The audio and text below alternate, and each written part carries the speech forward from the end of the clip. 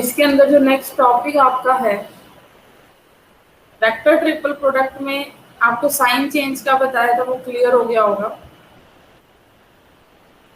Scalar triple product में vector triple product आपके simple तरीके से हमने लिखी थी, जो पीछे भी लिखी हुई है। क्या करते हैं इसके अंदर हम ए और सी को पहले लिखते हैं, देन बी आता है, और फिर ए और बी को लिखते हैं, देन सी आता है नेगेटिव साइन के साथ। ठीक है, इसके बाद जो नेक्स्ट टॉपिक है, किसी भी स्केलर फंक्शन का आप ग्रेडियंट कैसे निकालते हैं। हमेशा स्केलर फंक्शन का ग्रेडियंट निकलेगा, इस बात का ध्यान रखना कि अगर आपको फाई कोई भी फंक्शन दे रखा है ऑफ एक्स वाई जेड, तो एक स्केलर फंक्शन है, वेक्टर क्वांटिटी नहीं है, स्केलर है, सिर्फ इसका मैग्नीट्यूड और डायरेक्शन नहीं है।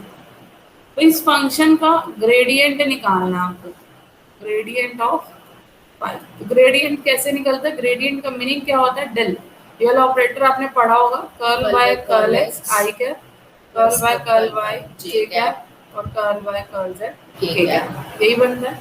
इनटू में फाई हम बाहर लगा सकते हैं। अब इस फाई को अंदर लेके आएंगे तो it means curl phi by curl x करना, हमें curl phi by curl y करना, और curl phi by curl z करना। ये किसी भी वेक्टर का क्या निकल जाएगा, ग्रेडियंट निकल जाएगा। ठीक है, तो यहाँ से आप समझ क्या रहे हैं, ग्रेडियंट तो हो क्या सकता है, क्या दिखा रहा है, कहीं ना कहीं चेंज दिखा रहा है कि एक्स एक्सिस के विद रिस्पेक्ट कितना उसमें चेंज है। डेरिवेटिव का मीनिंग क्या होता है, where there is change there is derivative. तो जहाँ पे भी किसी भी चीज का आपको ये दिखाना है कि चेंज कितना हो उस वेक्टर के अंदर, तो ये बताना चाह रहा है कि जो आई कैप के साथ आएगा that is a change in x axis, x axis के विद रिस्पेक्ट उसका कितना अफेक्ट है। ऐसे वाई एक्सिस के विद रिस्पेक्ट स्केलर क्वांटिटी का कितना अफेक्ट है, और ये जेड एक्सिस के विद, तीनों एक्सिस में इसने अफेक्ट बताया है उसका कितना चेंज है। ठीक है, तो ग्रेडियंट आपका सिंपल सा ही है, स्केलर क्वांटिटी पे लगेगा, डायरेक्ट उसका क्या करना है आपको, एक बार एक्स में, एक बार वाई में, एक बार जेड में पार्शियल डेरिवेटिव। ठीक है, अब ग्रेडियंट से ही हम एक बहुत इंपॉर्टेंट रिजल्ट निकाल के आने वाले हैं। ये रिजल्ट आपको इवन याद भी रखना पड़ेगा, आगे हम यूज करेंगे तब मैं पूछूंगी आपसे। ये रिजल्ट क्या है कि अगर कोई भी आपको स्केलर क्वांटिटी है आपके पास, अगर आप उसका क्या निकाल रहे हैं, टोटल डेरिवेटिव निकाल रहे हैं।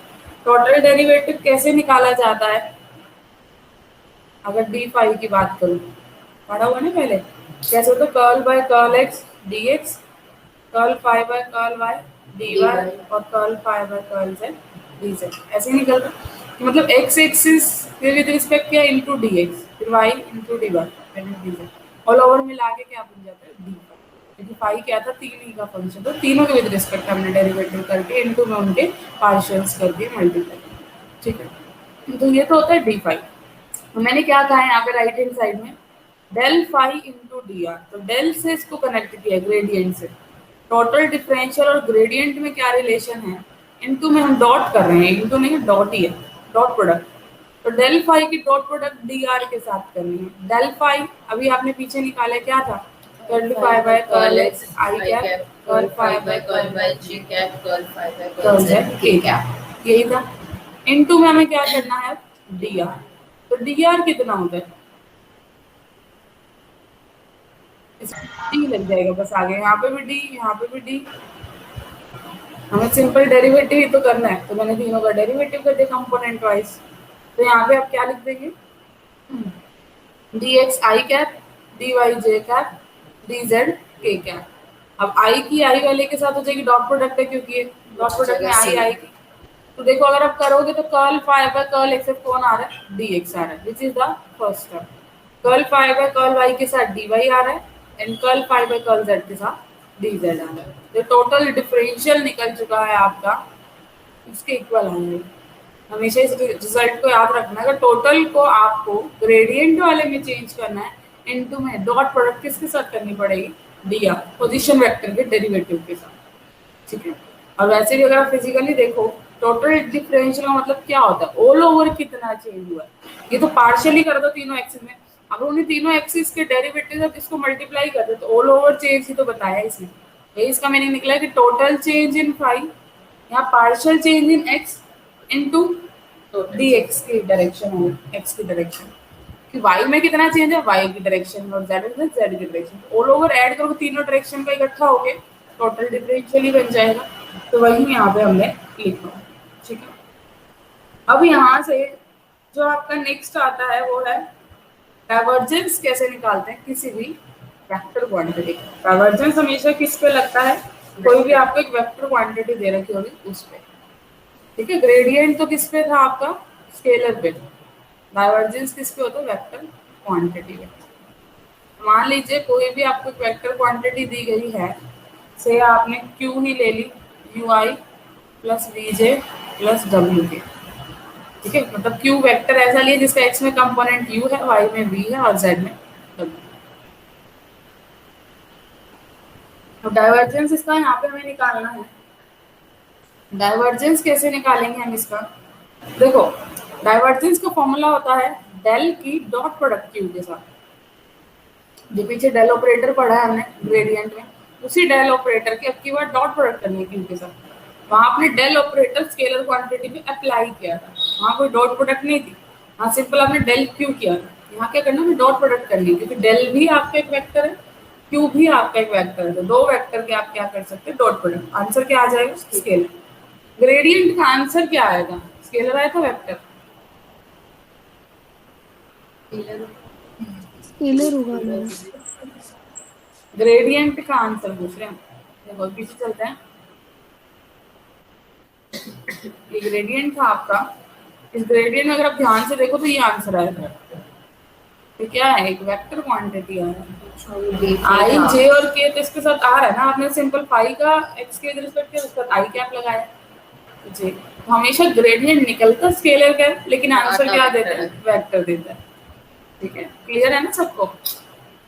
लेकिन डाइवर्जेंस के केस में क्या हो रहा है, लग वेक्टर पे रहा है, आंसर क्या दे रहे हैं, स्केलर। देखो कैसे, करली एक्स बाय करली आई क्या, करली बाय जे क्या, करली बाय करली जेड के क्या, और डॉट प्रोडक्ट करनी है u I we J W k के साथ। यही हमने के क्यों लिया, क्या आ जाएगा आंसर, आई वाले की जे जे, तो यहाँ पे भी एक स्केलर क्वांटिटी बन गई है, जस्ट ऐड होके आ गए। जब भी डाइवर्जेंस हमें निकालना है तो हमें सिंपली तीनों क्वांटिटी को क्या करना है, ऐड करना है, जो पार्शियल डिफरेंशियल होके आएंगे, ठीक है। तो यहाँ पे भी टोटल चेंज ही दिखाता है ये, लेकिन अब यहाँ पे पार्शिएट नहीं कर रहा है कि कौन सी एक्सेस के रिस्पेक्ट चेंज देख रहे हैं। अब यहाँ पे डायरेक्ट तीनों का सम होगा, टोटल चेंज देखना चाह रहे हैं हम इसके अंदर, ठीक है। डाइवर्जेंस भी काम तो चेंज पे ही करते, तो डेरिवेटिव आ रहे हैं सब में, तो सारे के सारे काम तो चेंज पे ही करेंगे, ठीक है।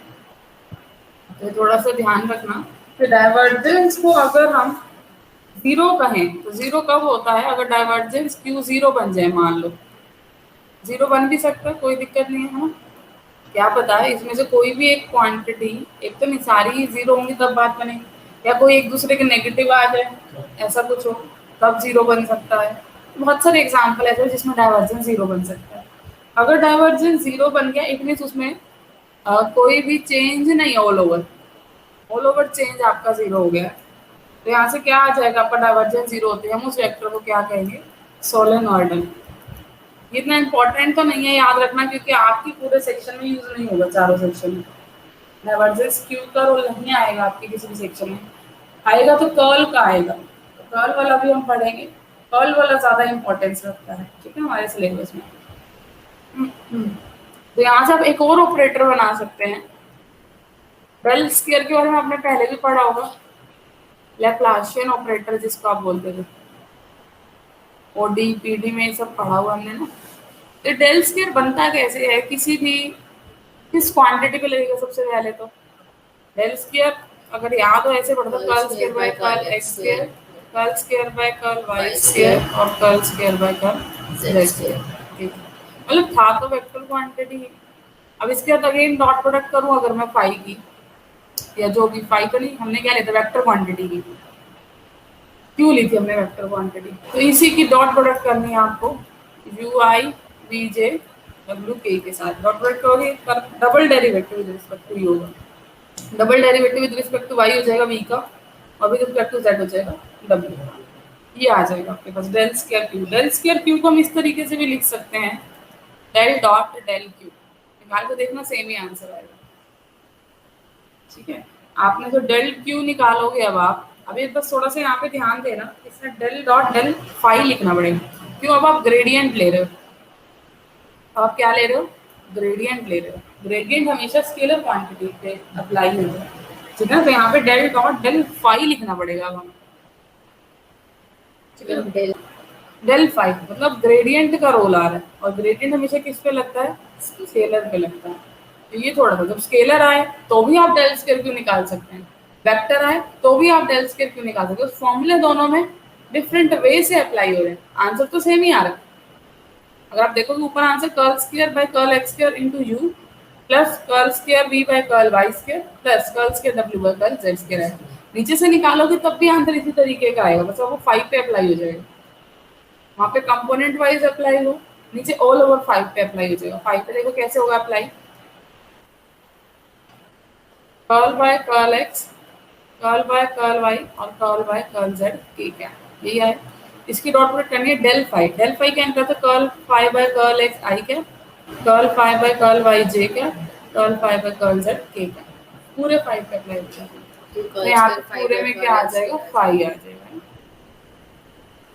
5 बाय कर्ल, ठीक है। तो अब की बार 5 सब पे अप्लाई हो रहा है, वहाँ पे हमने यू वी डब्ल्यू अप्लाई करी। तो हमेशा मोस्टली अगर आप केस देखोगे तो ये वाला मेथड आपका अप्लाई होता है। स्केलर क्वांटिटी का आप निकालते हैं, लैप्लासियन ऑपरेटर अप्लाई करते हैं। लेकिन ऐसा नहीं है, आपने अपने पीछे ओडी में भी पीडी में भी लैप्लासियन ऑपरेटर ऐसी जगह पे भी अप्लाई किया जब वेक्टर क्वांटिटीज थी, तो उस पर क्यों अप्लाई हो जाता है? पीछे वाले वे से हो जाता है। ठीक है, डेल डॉट डेल क्यू की फॉर्म से भी हम लिख सकते हैं, लेकिन वहां पे कुछ एक स्पेशल कंडीशन रहती है कि डेल स्केयर, चलो आगे बताएंगे कंडीशन क्या है। अभी एक फॉर्मूला पढ़ेंगे, हम उस कंडीशन पे आएंगे। ठीक है, फॉर्मूले से आएंगे, पहले निकालते हैं नेक्स्ट को, उसी से क्लियर हो गए। नेक्स्ट क्या है? कर्व। तो अभी तक हमने ग्रेडियंट, डाइवर्जेंस, ठीक है, और लैप्लासियन ऑपरेटर भी पढ़ा है, स्केलर क्वांटिटी भी अप्लाई हुआ। नाम से भी क्लियर होगा। कर्ल, कर्ल क्या बोल रहा है? कुछ ना कुछ जो लिंक है इसका रोटेशन से। कर्ल करो, अभी कर्ल करते हुए देखेंगे हेयर्स भी, वो क्या होता है? राउंड राउंड राउंड राउंड हो जाते हैं नीचे से, वही होना है। इसमें भी रोटेशन चल रही है, तो रोटेशन देखनी है हमें, एक वेक्टर के अंदर कितनी रोटेशन है उसको हम देखना चाह रहे हैं कर्ल से। कर्ल भी एक वेक्टर पे अप्लाई होता है और आंसर भी एक वेक्टर ही देता है, अलग आया उससे तो। ठीक है, कैसे अप्लाई होता है? कर्ल क्यू, क्या फॉर्मूला है? डेल की क्रॉस प्रोडक्ट करनी है क्यू के साथ अब की बार। ठीक है, मतलब वेक्टर की वेक्टर के साथ ही क्रॉस प्रोडक्ट करना है। क्रॉस प्रोडक्ट आप जानते हैं वेक्टर ही आती है। कैसे निकालते हैं क्रॉस प्रोडक्ट? उसने बताया भी था कि आई जे के ऊपर लिख लो, पहले फर्स्ट के कंपोनेंट लिखो, curl by curl x, curl by curl y, curl by curl z. Q के कंपोनेंट हमने ले लिए यू वी डब्ल्यू, ये किसकी वैल्यू आ जाएगी? कर्ल क्यू की, अगर आप इस डिटर्मिनेंट को सॉल्व कर लेंगे। ठीक है, तो कर्ल क्यू में हम अगर ये कहना चाह रहे हैं कि कर्ल क्यू क्या है? जीरो है, मतलब उसके अंदर रोटेशन ही नहीं है, जीरो आ गया। तो ऐसा कब होगा? जब क्यू क्या होगा? आपका इरोटेशनल होगा। मेन ये आपको याद रखना है कि जब भी जीरो आएगा आपको उस वेक्टर को क्या कहना है? इरोटेशनल कहना है। इसका रोल है काफी अच्छा, आगे वहां पे हम कनेक्ट करेंगे। ठीक है, अब यहाँ से कुछ रिजल्ट हैं आपके इन तीनों पे बेस्ड, कर्ल, डाइवर्जेंस और ग्रेडियंट, तीनों पे मिला के जो रिजल्ट है उस पे चलते हैं। देखो, curl of gradient of five, अगर आप इसको इवेल्युएट करेंगे ऑलवेज जीरो आएगा। क्यों आएगा? ये क्या है? Gradient five. इस पे क्या होगा? डेल क्रॉस डेल क्यू किया है, डेल क्रॉस डेल करोगे, सेम का सेम के साथ क्रॉस प्रोडक्ट अगर आप निकालोगे क्या आएगा? पैरेलल होगा ना, डेल क्रॉस डेल, तो साइन जीरो जीरो। ठीक है ना, तो इस वजह से जीरो आना ही था। अगर हम ध्यान से देखें तो सेम की सेम के क्रॉस प्रोडक्ट वन लग गई, आई क्रॉस आई हमेशा क्या रहता है? जीरो रहता है। तो सेम इसी वजह से यहाँ पे क्या हो जाएगा? जीरो हो जाएगा। अभी याद रखने का तरीका भी बताऊंगी, कि मैं एक बार सारे रिजल्ट लिख रही हूँ। नेक्स्ट रिजल्ट है डाइवर्जेंस ऑफ कर्ल क्यू, ये भी क्या आता है? जीरो आता है। अब इसमें क्या है? डाइवर्जेंस और कर्ल क्यू। कर्ल क्यू तो आप ऐसे निकालेंगे, इसके ऊपर आपको डाइवर्जेंस, डाइवर्जेंस कैसे निकालता है? डेल डॉट, ये क्या बन गया? स्केलर ट्रिपल प्रोडक्ट बन गई है। स्केलर ट्रिपल प्रोडक्ट कैसे लिखते हैं? Del del q. और अगर स्केलर ट्रिपल प्रोडक्ट में दो वेक्टर सेम आ जाए तो क्या आती है? जीरो। तो वही यहाँ पे हुआ, ये जीरो। ठीक है। थर्ड है आपके पास इसके अंदर कर्ल ऑफ कर्ल क्यू, मतलब दो बार कर्ल अप्लाई कर रहे हो आप। पहले एक बार कर्ल निकाल चुके हो, फिर एक बार और कर्ल लेंगे। ये कौन सा फॉर्मूला बन गया?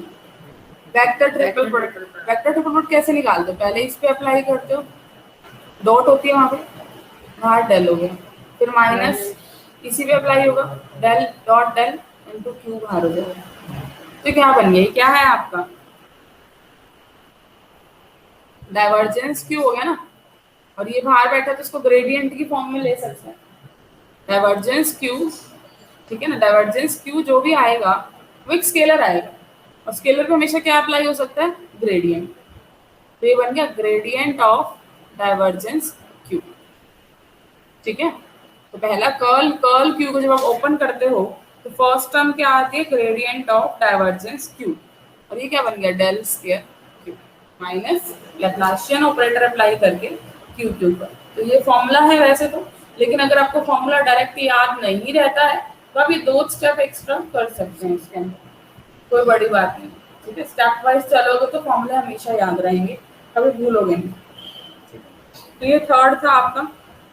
अगर हम इसके अंदर देखें एक्चुअली में हुआ क्या है, अगर मैं इसको इस तरीके से सर्कल की फॉर्म लिख लूँ, जैसे हम आई जे के लिखते थे, सबसे पहले तो मैं लिखूंगी ग्रेडियंट, फिर डाइवर्जेंस पढ़ा हमने, फिर हमने क्या पढ़ा है? कर्ल पढ़ा।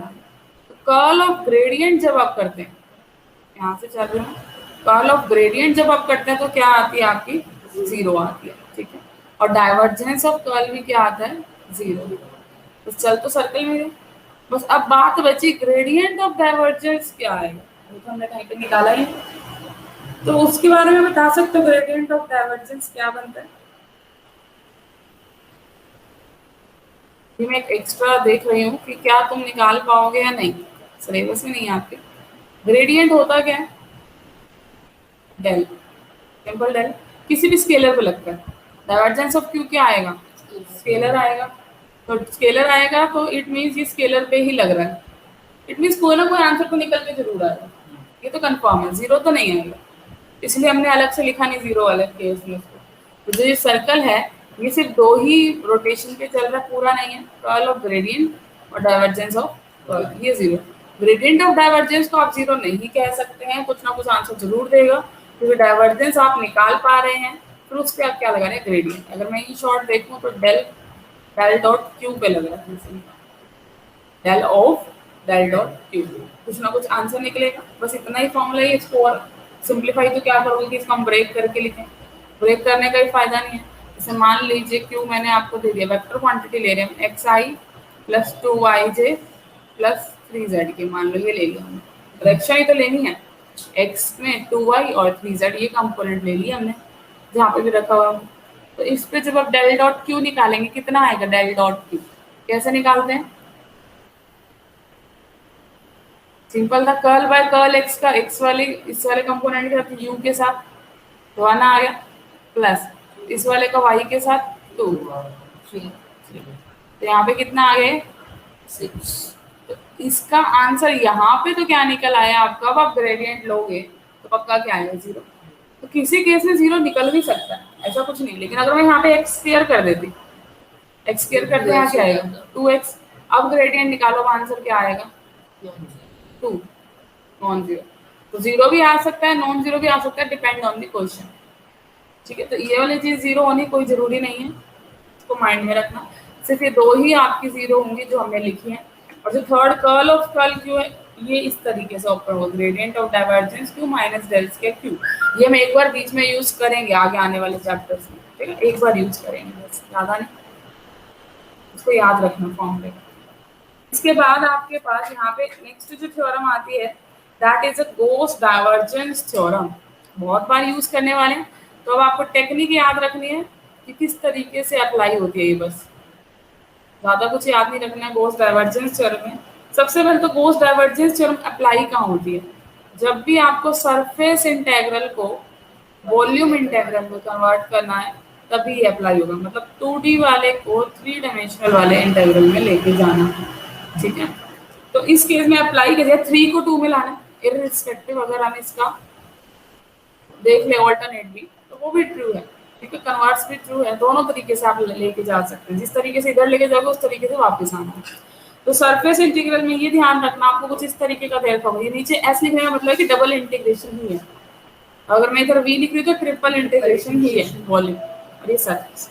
ठीक है, यहाँ पे मैंने लिखा q dot n d s, मतलब ऐसा कुछ भी होगा आपके पास जिसमें एक वेक्टर होगा, उसका नॉर्मल कंपोनेंट बता रखा होगा किस डायरेक्शन में है, इनटू डीएस जो सरफेस। अगर ये नॉर्मल नहीं बता रखा तो ऐसे भी लिख सकता है डीएस बार, डीएस पे बार लगा देगा। अब इसका मीनिंग यही है कि एन डॉट डीएस है, मीनिंग दोनों का सेम ही है, चाहे आप ऊपर वाला लिखो चाहे आप नीचे वाली टर्म लिखो, कोई फर्क नहीं। ठीक है, बहुत सारी जगह पे आप देखेंगे कि एन कैप बिना लगाए ही एस बार लिख देगा, तो एक ही मीनिंग है दोनों का, एस के अंदर ही उसने डायरेक्शन बता दिया स्टेप का। ठीक है, अब इसको आपको चेंज करना है किसमें, वॉल्यूम इंटीग्रल में। नाम है गॉस डाइवर्जेंस थ्योरम, तो कहीं ना कहीं ये डाइवर्जेंस अप्लाई करेगा, तो डीवी लिख दो और डाइवर्जेंस ऑफ क्यू, ये आपका चेंज होके आ गया। ठीक है, कैसे चेंज करते हैं कि सिंपल आपको एक वेक्टर दे रखा है जिसके साथ में उसकी डायरेक्शन भी है सरफेस है, जस्ट उस पर आपको क्या लेना है, उस वेक्टर पे जो क्यू वेक्टर को उस पर क्या ले देना है, डाइवर्जेंस ले देना, और वो क्या बन जाएगा, वॉल्यूम बन जाएगा।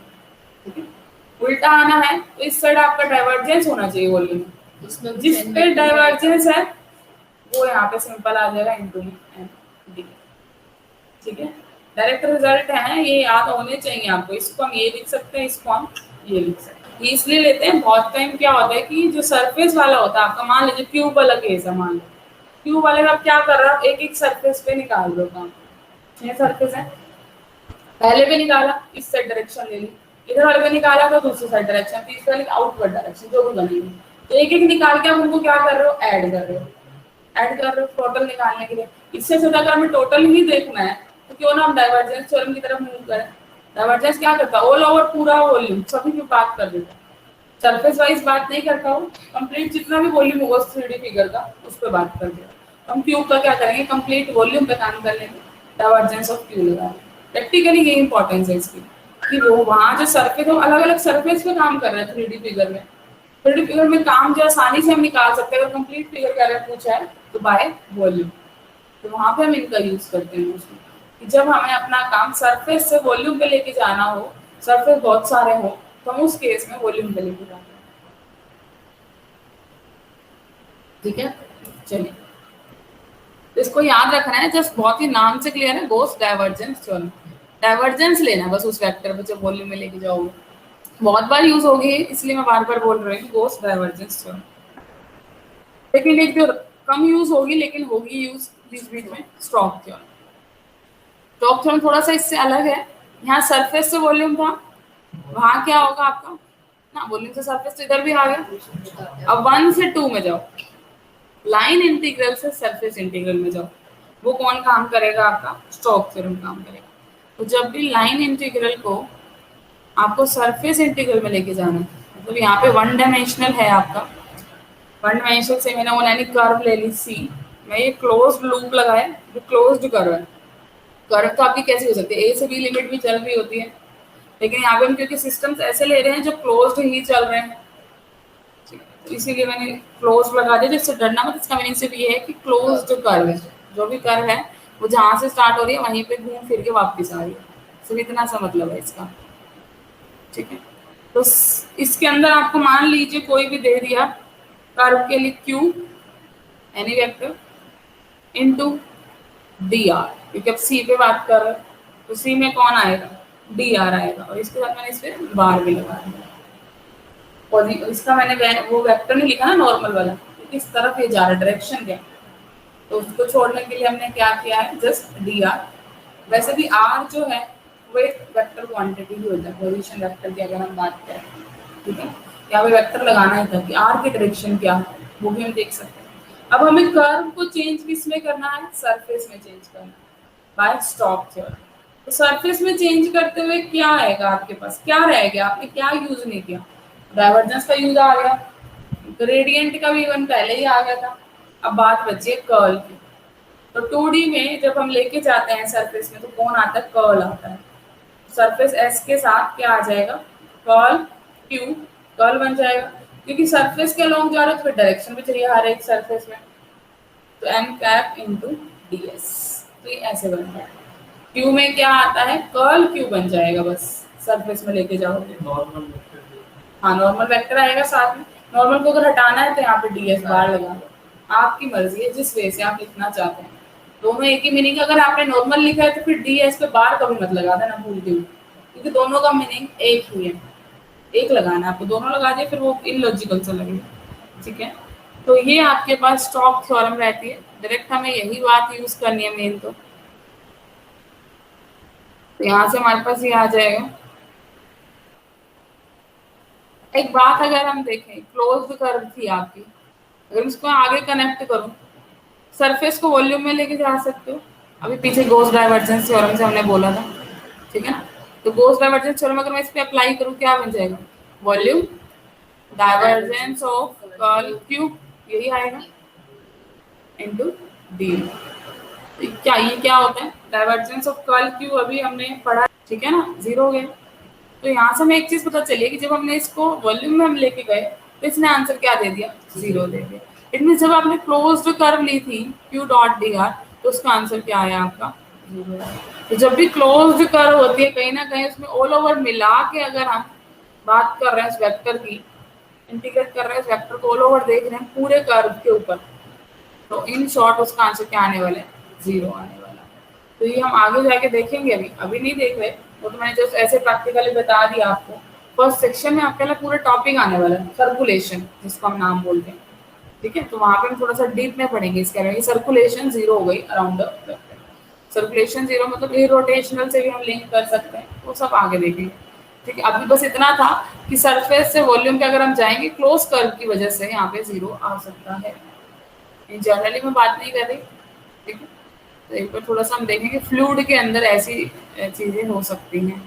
तो यहाँ पे भी आपको सिर्फ इतना याद रखना है कि अप्लाई कैसे करते हैं स्टॉक थ्योरम, एक ही जगह बस अप्लाई होनी है स्टॉक थ्योरम, जिसमें मैंने आपको बता भी दिया सर्कुलेशन, और कहीं यूज नहीं है, सर्कुलेशन में यूज होनी। तो कैसे करते हैं, क्यू कर्ल क्यू आ जाता है बस, डी आर का क्या बन जाता है, डी एस कैप बन जाता है, ठीक है ऐसे बात। तो ये आपका क्या था, स्टॉक थ्योरम। स्टॉक थ्योरम हम टू डायमेंशन में भी लगा सकते हैं, हालांकि यूज नहीं है इसका। टू डायमेंशन में कैसे लगाओगे, क्यू को टू डायमेंशनल अगर हम ले लें इनटू डी एक्स, जैसे क्यू को मैंने ले लिया मान लो P I cap Q J cap, ये ले लिया, टू डायमेंशन में ले रहे हैं हम, ध्यान करना। टू डी फ्लो बोले तो टू डी में सिर्फ आई और जे का ही रोल आएगा, थ्री डी वाला चला गया। अब ये नहीं कि आप ये कहो आर जेड कैप क्यों नहीं लिया, क्योंकि हम बात ही टू डी में कर रहे हैं। ऐसे डी एक्स में टू डी में क्या रह जाएगा, डी आर में डी एक्स और डी वाई, तो लेफ्ट हैंड साइड तो ये वाली बन गई, डी आर लिख चुके हम। लेफ्ट हैंड साइड क्या बन गई, डॉट प्रोडक्ट करो P D x plus Q D Y over the curve C, ये बन गई left hand side. Right hand side क्या बन जाएगी, देखो कर्ल क्यू कर रहे हो आप, तो किसी भी बस टू डायमेंशन का आपको कर्ल क्यू निकालना है। टू डायमेंशन कैसे निकालेंगे, आई जे के वाला तो अब आपको एक तरीके से जीरो ही हो गया, खत्म हो गया। कर्ल क्यू निकालना, curl by curl x, curl by curl y, ये भी इवन जीरो होगा। एक तरीके से देखें मतलब के तो आएगा, के तो डायरेक्शन को शो कर रहा है, लेकिन इसका जो कंपोनेंट है वो जीरो होगा। ऐसे जो नीचे वाला होगा आपका, नीचे क्या आएगा, आप आगे कर्ल क्यू ले रहे हो तो क्यू के कंपोनेंट पी क्यू जीरो, ये लिया आपने। तो यहाँ से ये आ जाएगा आपका, अगर ध्यान से देखो तो ये तो जीरो हो गया, जे वाला लोगे तो भी जीरो, के वाला बच गया सिर्फ, के वाले में curl Q by curl x minus curl P by curl y, ये आया के कैप की डायरेक्शन में आया, जेड एक्सिस के अलोंग आया। तो जो इसका आंसर आया है आपका, कर्ल क्यू लिखते थे, इनटू में डायरेक्शन देखते थे एन कैप, ठीक है, इनटू में डी एस ये लिखते थे, तो इनटू में direction n cap into d s, ये आंसर आया आपका।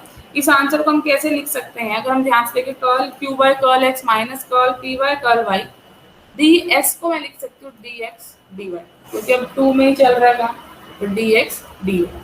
अब डायरेक्शन यहाँ पे भी हमें वही वही लेनी पड़ेगी एस की, जिसमें काम चल रहा है, एक्स वाई प्लेन है तो नॉर्मल कहाँ पे निकलेगा, जेड के अलोंग निकलेगा।